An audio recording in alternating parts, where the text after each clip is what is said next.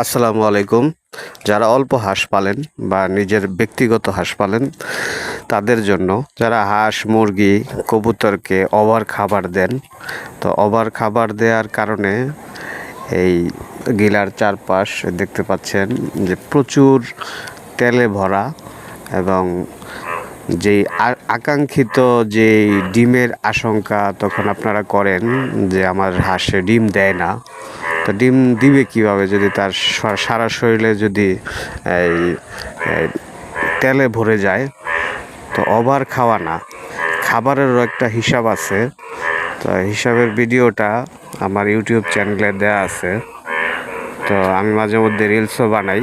খাবারের একটা হিসাব আছে, কত দিনে কতটুকু খাওয়ান খাবে, 1 মাসে, 1.5 মাসে, 2 মাসে, তারপর 2.5 মাস, 3 মাস।